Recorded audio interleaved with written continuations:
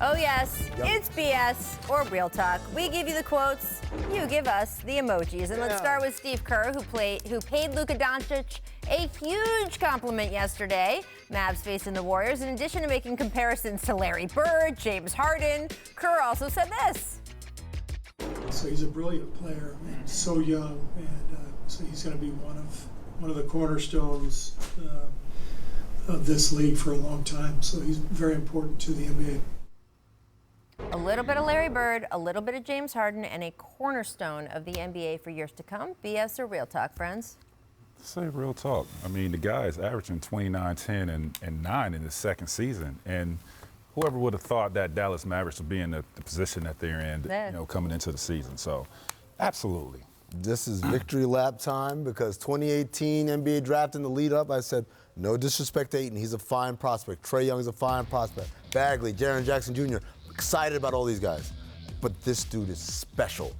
This dude was special because when you talk about we've never had a European prospect as accomplished coming in at that age. People say, what about Bargnani? What about Gallinari? What about all these guys? None of them were this good. Mm-hmm. This guy was MVP of a league of men at 18 years old.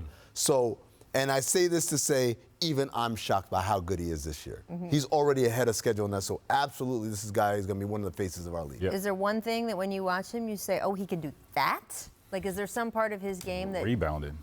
Rebounding stands out to me as incredible how great of a rebounder he is at his size. Yeah. For a guy who isn't explosive jumping, he just knows where the ball is. He's bigger than...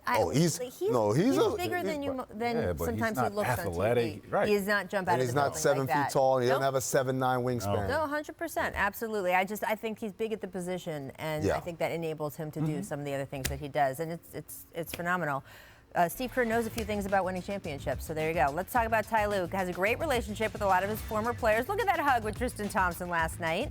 Joe Vardon of The Athletic asking Lue if he still wished he coached the Cavs. Here is what Ty said, quote, I do. What I tried to build there, I think the culture I tried to set, I thought we could do it together. Kobe Altman being a young GM, me being a young coach, having young players. So, guys, is Ty Lue saying that he wished he still coached the Cavs, and he was specifically talking about through this rebuild that they're doing now, BS or real talk? Oh. Yeah. Absolutely. I'll say real talk because, I mean, he inherited LeBron James, right? And you know what you're going to get when you coach LeBron James in the Eastern Conference. You're going to make a deep run, right? He did that for years. When LeBron James left, I think Ty was looking for the challenge. Now it's, all right, it's a challenge in front of me. Let me start from ground zero and see where I can build this up to. And, I think he accepted that challenge. It didn't work out for him. Yeah, absolutely. You think about Eric Spoelstra, and when he had those guys with him in Miami, people were saying, anyone would win with those guys. Right. But when all those guys left, Spo proved, no, I was a part of this as well because I'm a very good coach. I think Ty Lue wishes he would have got that opportunity, especially considering when you win a championship, you deserve a little bit more respect and benefit of the doubt than to lose your job immediately. Single-digit games into the next season? No, so, I mean, not after winning a championship, but getting to the finals. So it's not that everyone's saying, of course he wished to still live in Cleveland coaching a really bad team. It's just the idea that if I'm going to get fired, let me at least have earned it beyond a shadow of a doubt. Don't let it be, like you said, 9 games into a season. Right. Well, look, he is on the Clippers staff now. May end up winning a ring with them. He had the opportunity, certainly was in talks, to coach this Lakers team, decided that what they were offering wasn't the kind of situation he wanted to be in. And that's how he should do it. So that's how he should approach it. Be interesting to see what he does next. Let's talk about the Knicks fan that made a half-court shot. This was kind of amazing. So I think when you do this, you sort of spin a wheel and you get a different, depending on what you get, that's the prizes you get. Well, one of the prizes they offered was $1,000 in scratch-off lottery tickets. It's not even $1,000. The fan's name is Anthony Peterson. He said the following to Rob Perez of the Action Network, our friend Worldwide Bob, quote, I was sort of like, what the blank, man? Some dude just won $100,000 doing the same stuff in LA, and I get some bum-ass lottery tickets. Still a blessing, though. 100. Still a blessing. So is saying that $1,000 in scratch-offs that basically he said he got some like carpal tunnel basically that his hand hurt. He had to do it in shifts. That's a lot of tickets. Doing the things is saying that is still a blessing BS or real talk? I reason with you, my brother. I really do.